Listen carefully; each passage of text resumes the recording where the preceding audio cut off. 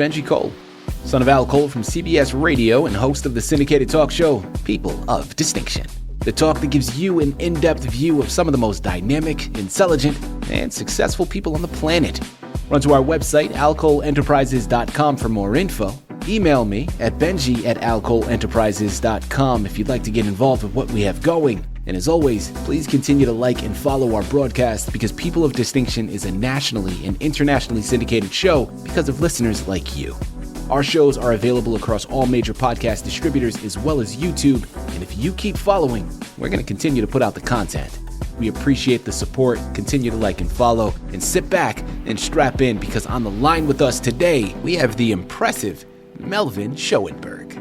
We're going to be discussing his amazing sci-fi novel, Journey to Forever, available for purchase through Amazon, Barnes & Noble, and a whole host of other places. Simply type it into a Google search bar and you're going to be greeted with all of it. While you're at it, make sure if you want to maintain some communication and reach out to Melvin to tell him how much you love the book, you can do so by emailing Mels, M-E-L-S, 1491 at gmail.com.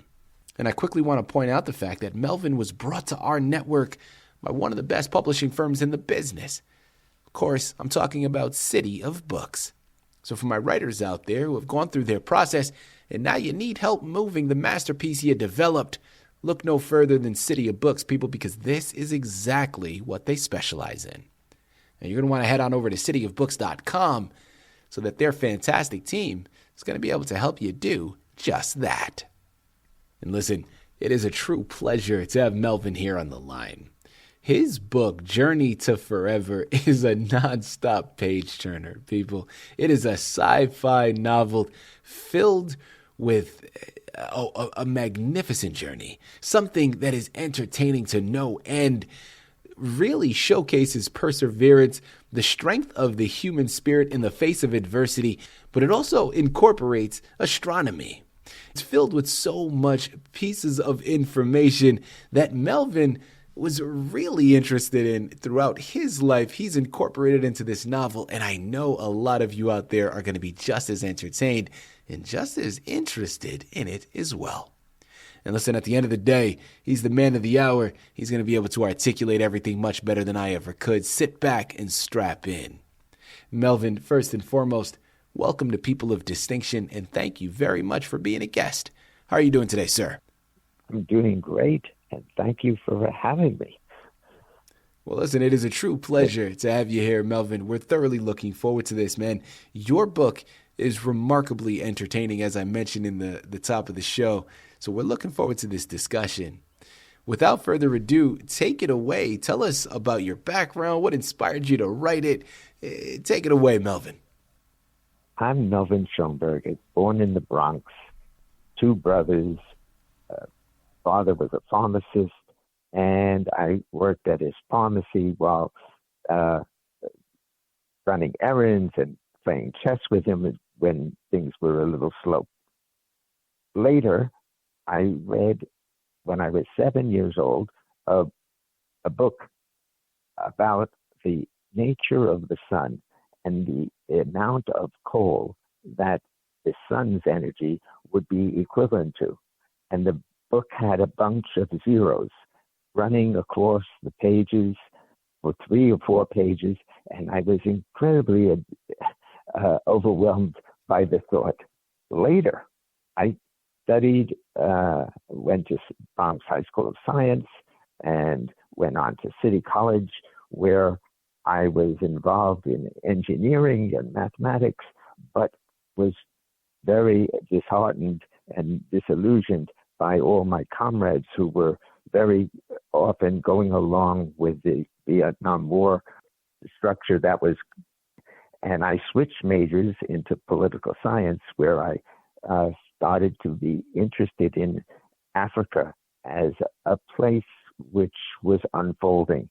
And so I joined the committee to keep the Afro alive, which didn't succeed, but I was very involved in the anti-war spirit of the time. And when I got my letter to join the war effort, a letter to join and go down to Whitehall Street for induction into the Army, I also got the same letter to join the Peace Corps in Botswana. So I decided, of course, to go into the Peace Corps, and I avoided what would have been very difficult to fight a war that I didn't believe in. Anyway, after I got to Botswana, I saw the wonderful, incredible night skies that were there in a desert like Kalahari, where at night the shooting stars were intense everywhere. And there was one day I spotted a comet, and it was just named 1 month before I saw it. But when I came back, I taught mathematics, and I started to be very interested in astronomy. So when I finished school, I went on to take courses in astronomy at City College, of all places.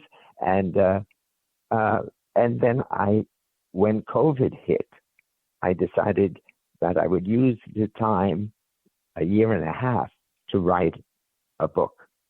And here's what I attempted to do. I wanted to tell a story that's not only believable, but has human beings that behave in authentic ways. So I started naturally with the background of the chief character, Aaron. He's a likable animal lover, and he alone was born on the spacecraft going from Earth, where they landed on Eris.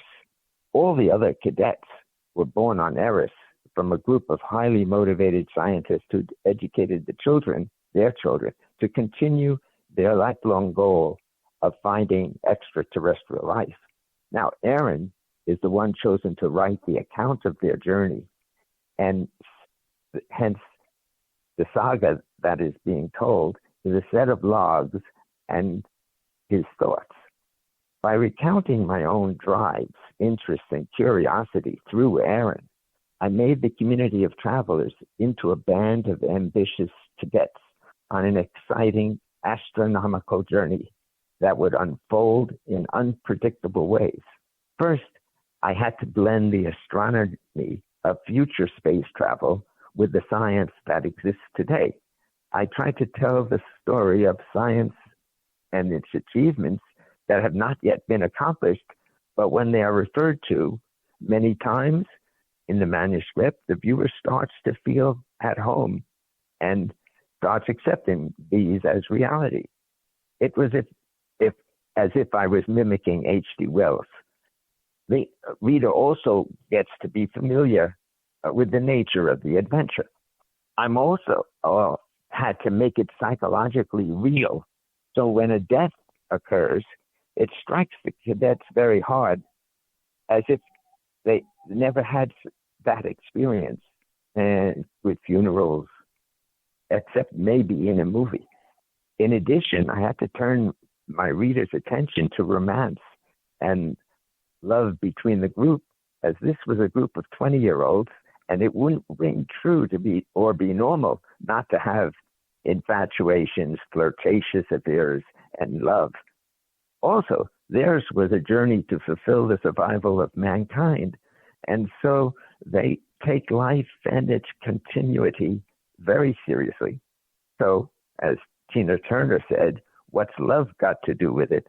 Our thoughts would pop up while Aaron was mostly asleep, and he would write these impassioned philosophical meanderings. He would then share them with those revolutions with his closest comrades. And then in turn, it led to ideas of telepathy, time travel, life's ultimate purpose. Also, I added some poems and sketches for the reader's enjoyment. But the universe is full of paradoxes and surprises, and to point them out, I highlighted what could go wrong if one ignores scientific principles. Near the end, I introduce a problem of chirality, when food can't be digested if the chemical structure is inverted, like the right hand can't fit into the left-handed glove. but the cadet's plight becomes palpable and the human urgency so believable, it even had me worried. By the way, when I was 64, I had experienced a stroke, and that made that aspect of the story more real. I tried to tell a story that was plausible and had the reader cheering on the squad of adventurers as they confronted life and death issues. Their journey starts with a soulful melody experienced by Aaron, and the memories he has become part of the saga. And it ends with a harrowing event as they reach Solamit 2, the second planet of that star system. Sometimes I introduced a major concern that will be dealt with in my next book titled Back from Serene. In that book, I will further develop concepts of telepathy and the age of the cosmos and universal music to a much greater extent.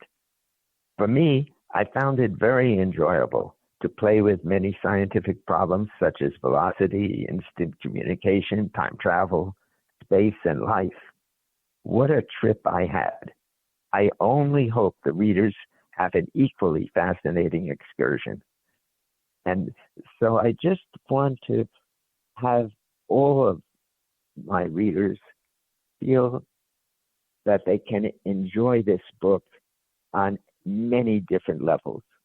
I also want to mention that Dorrance Publishing Company is my book's publisher company. It's at 585 Alpha Drive, Pittsburgh, Pennsylvania.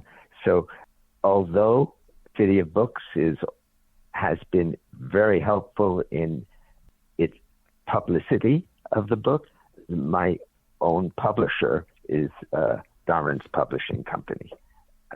And that's where you can get the book as well. People, I'm telling you, this is a book you're going to want to add to your shelf.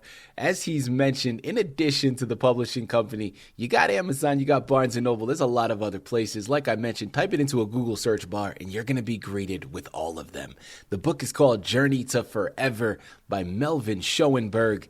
Head on over there, pick up your copies, get lost in this amazing journey. Melvin, this has been a true pleasure, man, an absolute honor. Thank you once again for being a guest on People of Distinction. Thank you very much.